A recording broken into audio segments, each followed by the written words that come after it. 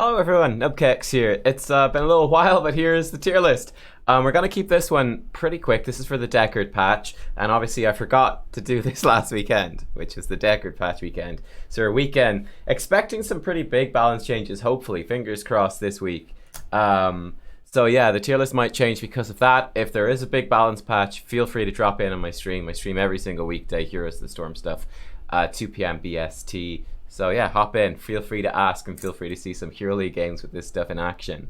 I've switched to a 5-tier system this time. So tier 3 is like, I think, averagey heroes. Tier 4 and 5 are weaker ones, and then tier 2 and tier 1 are really strong ones. Obviously tier 1 being heroes you're going to ban or pick at the start of nearly every single game. What else? Oh, this is for higher level play. One of the most common questions I've been asked in the last week is, hey Nubkeks, will you make like a tier list for lower level play?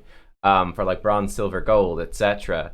And I'll consider it. I'd have to do a bit more research to actually put heroes into specific tiers. I would say it's a rough rule of thumb that you guys can use in your games. Generally speaking, and I'll specifically address the tier 1 heroes and some of the tier 2 heroes where this is especially applicable as we go through this stuff for you guys. So I'll give you some extra info here today. But as a general rule of thumb, heroes that are very reliant on skill shots or coordination between the team are going to be weaker, whereas heroes that have less skill shots and just generally are easier to play and are, you know, less team dependent are going to be more powerful. I'd say Hanzo is a premier example. I think he's tier 1 at higher level play, and arguably I would say probably tier 4 and lower levels play. Why?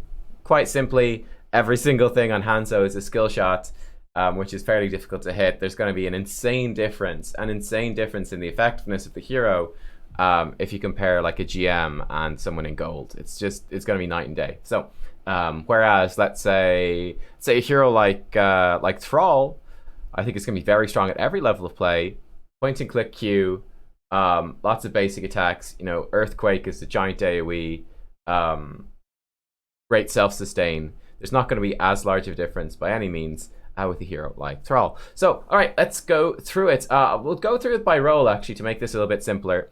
So, again, tier 1, 2, 3 being standard, then 4 and 5 being weaker. So our first picks, you're going to ban or pick most games. Genji, Phoenix, Hanzo, Maiev, and Thrall. So really no change. Arguably Tracer could be up there as well. I'd say she's the strongest of the tier 2s. In fact, I'd almost put her up there. So we've had almost the same assassins be very dominant for a while. They have toned down Maiev. Phoenix sort of toned down Genji. They did tone down Tracer. Sort of toned down Hanzo, Thrall. They've nerfed them all a little bit, but I think they're all still super dominant. Yeah, they're all super dominant. There's no major surprise, to be honest. Like you see these heroes every single game in high level play. So yeah, I think Maiev combos exceptionally well with the strongest supports and tanks at the moment, which makes her really good. I think Phoenix isn't super good. I think he's also a good solo laner, so we'll see more of that. Hanzo literally breaks some maps with his talent builds. Thrall is extremely powerful. He does tend to, I'd say with Thrall, he does tend to lose the solo lane. He's not super good at solo lane. Like, he's okay at holding it, but he won't like win against, for example, he'll lose to a Sonya controlling the point on Dragonshire or something like that, or on Braxis. He's not good at that stuff, but he's super strong at team fighting. You can run him in a 4-man too if you need to.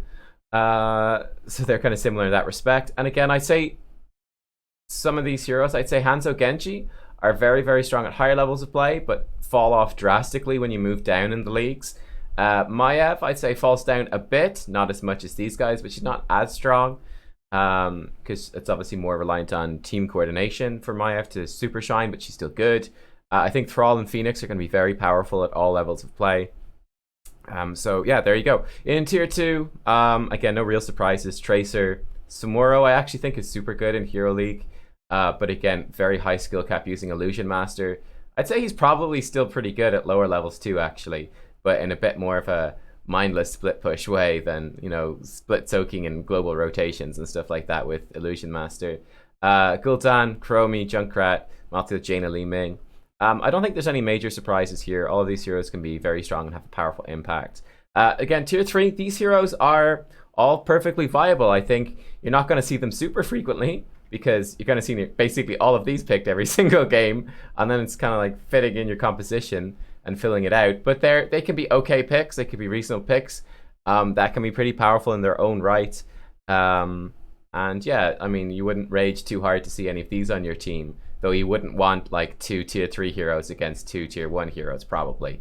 Then we got tier 4 and 5. So again, I think these ones are a little bit weaker. I'd say tier 4 I'd call them more niche, as in you'd pick them sometimes. Sometimes you'd pick them, but you wouldn't pick them very often. So, for example, I think Vala is a great example. She's literally like a really bad version of Hanzo. However, let's say Battlefield of Eternity, while Hanzo's almost definitely being first picked or banned, Vala might be an okay pick as something that does an immense amount of immortal damage and is really good at killing those merc camps as well.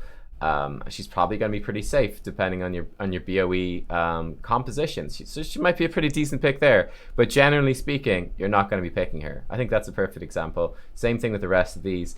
In some circumstances, they might be a very strong pick, but generally speaking, they're not going to be super great. Then I'd almost never pick Nova or the Butcher, like almost never at high levels. The Butcher is too reliant on Snowball, and Nova is quite weak. They're both kind of snowballing. So there you go. They're the assassins. Let's jump over. Oh, multi-class Varian. I guess sort of tier 3. I mean, maybe tier 2. I don't have particularly strong feelings on Varian either way. I guess we'll talk about him more when it comes to tanks. I'd maybe put him up to tier 2. I kind of forgot to move him in the tier list. It doesn't really matter anyway. In specialist then, I haven't put anything in tier 1 quite yet. In tier 2 we've got Medivh, Abathur, and Zul. I think these are all really strong, and you can pick these quite frequently. Again, they're more map specific heroes, they're more comp specific. So Medivh, very good, let's say, be very strong against a Garrosh, gives you a good counter to Garrosh, or against a Kerrigan, against those single target pick comps that have a bit of CC and lockdown or displacement as well. Abathur, super strong in like Sky Temple, Cursed Hollow, stuff like that, but you wouldn't probably pick him on a map like, I don't know, Dragonshire or Tomb of the Spider Queen. Zul, you would pick on those maps, Tomb of the Spider Queen or Dragonshire. Brings loads of wave clear. I'd say Zul's probably pretty good across all levels of play. I feel like Abathur and Medivh are going to fall off a lot. In fact, they'd probably go into maybe even tier 5 on, like, if I was talking about, let's say, like bronze or silver, probably tier 5 for both of those. Because they require your team to play around them and play with them in a specific way. That's just not going to happen. For example, with Abathur, you probably have your teammates keep picking fights 4 versus 5 in the early game and lose before you even get a chance to do much as him. It requires playing around the macro, the soak, and all that sort of stuff. Similarly enough with Medivh. In tier 3, I actually think these are all fairly solid. Asmo, Nazeebo, and Zagara, they're obviously quite comp dependent, obviously quite map dependent as well, but they could be pretty solid choices, I think. Tier 4, I actually think these are okay. I put all of these heroes probably more so in the niche category than weak. Well, maybe Sylvanas I put in weak. I define these ones maybe more so as niche. I think, again, they might all be all right. Like, you might run Sylvanas if you have a super dominant, like, Infernal Shrines composition, for example. You maybe could set up a comp around here to even avoid team fights and split push instead of doing the objective. I don't know. These guys have pretty decent zone control in the Lost Vikings. I mean, I think they're all okay, but they're pretty niche. And then Murky and Sergeant Hammer, I probably almost never pick them. Murky's early game is so terrible, and Sergeant Hammer gets counterpicked so easily. Similar to the Butcher. Like, I think Butcher and Sergeant Hammer can be great if you got a good comp and good matchup for them, but the chances of that happening are so slim. Over in supports, Malf and Stukov are still tier 1. They've been tier 1 for about 10 years, and they remain up there being so. That's just the way it's gonna be, guys. They're just tier 1. Pretty much simple as that. Tier 2 then. I do put Tassadar up here again, higher level play, not so strong in lower leagues for sure. I think both of these guys are strong in lower leagues. I would personally rank then probably Alexstrasza, then Lili as following up on these guys. I think I'll have videos out this week on both of these heroes talking about them in more detail. They're definitely more niche. I think Malf and Stukov are they're tier 1 in basically every composition against basically most heroes. I'd say Malf shines probably the most. Stukov is a bit better in offensive compositions and suffers a bit more against divey ones, whereas Malf is just good literally everywhere. So at the moment I consider Malf maybe a little bit better, but Stukov with Maiev or something like that is just so obnoxious, it's not even funny.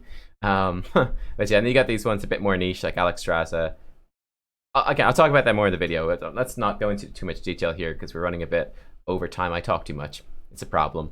Tier 3, these heroes are all okay. You might pick them. I mean, you're probably picking one of these two, but these ones can fill in nicely, especially if Lily or Alexstrasza don't make sense, which is quite possible that they won't make sense. These ones can all be reasonable heroes to fit the particular needs of your comp in given circumstances, like we want burst healing, or cleanse, or a D shield. Again, like that cleanse single target burst. We want maybe more aggressive composition, go with Karazim. We've got a big Wombo, go with Deckard, so on and so forth. The enemy team is Diablo, so we want Lucio to just die all the time. You know, it's great. There's lots of different ways you can pick these heroes. Brightwing, I feel, is kind of niche. She's probably pretty decent against, let's say, like a, I don't know, maybe a Genji or Tracer dive. Possibly. But I feel like she kind of lacks against the tanks, which tend to be fairly single target pick oriented. She doesn't have much against that. So, like Emerald Wind and Polymorph, good against dive, but quite niche in that sense. And then I'd basically almost never pick these ones. Probably Tyrande being the worst of these. Like, how... yeah, no, I'd probably consider it to be pretty terrible. There may be some circumstances where you pick these, but honestly, I'd never pick them, ever, at the moment. The Warriors, then. The Warriors are a bit more balanced, I feel, than the other ones. Diablo and Garrosh are definitely tier 1, though. They stand kind of a little bit above everyone else. Just the kill potential and the tankiness is a bit absurd. Expect changes to these heroes, I would say. Tier 2, then, I actually would rank probably Johanna as the best one in tier 2. I feel like she's my most played hero this season. I feel like the meta suits Johanna so well. I think she's like an okay hero overall, but the meta is perfect for her right now. In particular, I think Johanna's very nice matchups into both Garrosh and Diablo. She's also quite nice against, you know, a lot of these heroes as well. She's really not that bad. So the meta suits her really well at the moment. The reason being that, you know, she brings a lot of wave clear. And then she's got Iron Shield, so she can give herself unstoppable very consistently. She also has got tremendous self-healing and sustain with Iron Shield and Laws of Hope. So number one, both of these supports have got lots of AoE healing, but not much single target healing. And not a whole, yeah, just they don't have great single target or burst healing on a single person. Johanna has that. I think the wave clear is nice to keep ahead of the Garrosh Diablo rotations. Just add that safety. If you're ahead in the rotations, then their sort of kill pressure gets mitigated. Also, neither one can really pressure Johanna because she can just Iron Shield and it's not a problem. Diablo charges her, pop that Iron Shield, walk away. Garrosh tries to walk in to throw her back with E, or hits her with a Q and tries to walk in, hit her with E, pop Iron Shield, walk away. It's super useful. She provides strong zoning. So I think she's really good in the meta at the moment. Anub'arak, Murd, and Arthas, again, they're all pretty good. Arthas can solo as well, potentially against certain comps on certain maps. Anub'arak and Murden, I think, are pretty solid tanks just in general right now. Again, in this sort of the meta, we got very much tier 1 heroes right now against any of these tier 1s. Sonya's very strong solo laner, very simple. Tier 3, I think all these heroes are okay. I think they're all pretty reasonable and you can choose them in most circumstances. I mean, maybe Zarya's a bit more niche, like a bit more Braxis. Maybe Rexar's a bit more niche as well. But I think, like, when you do get good comps for them, they're actually quite good. So, yeah, I think all these heroes are pretty solid. Tier 4 are niche or weak. Again, D.Va, Chen, and Cho. Yeah, I think they're all a bit more, just a bit niche. Like, Chen loses most solo laners against most of the good solo lanes at the moment. But if you get him in a good solo lane, he could be okay.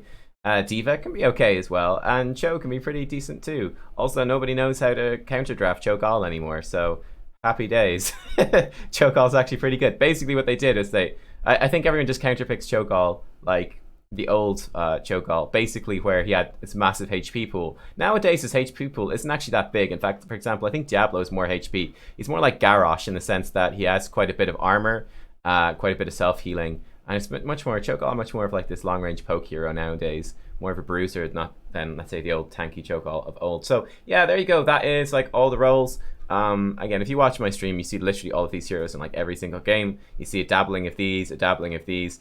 Very rarely you see some of these, and then you basically never see these. And that's what it looks like for high level, guys. I hope you enjoyed. Like I said, check out the stream during the week. It's going to be pretty exciting, actually. We're just going to be doing Pillars of Eternity, too. This week, and there's probably going to be a big balance patch. So yeah, we'll see how that goes, and I'll be probably back. I might do a small tier list update or something at the start of one of the videos, depending on how the patch goes. Guys, thanks for watching. Hope you enjoyed. Good luck in your games, and yeah, I'll see about doing maybe a lower level tier list that goes a bit more into detail than the rule of thumb stuff. But yeah, looking at these heroes, I think like Phoenix, Thrall, Diablo, are and probably even Malf and Stukov will still very much be your friends. Genji and Hanzo not so much. So yeah, there you go, guys. Hope you enjoyed. Bye bye.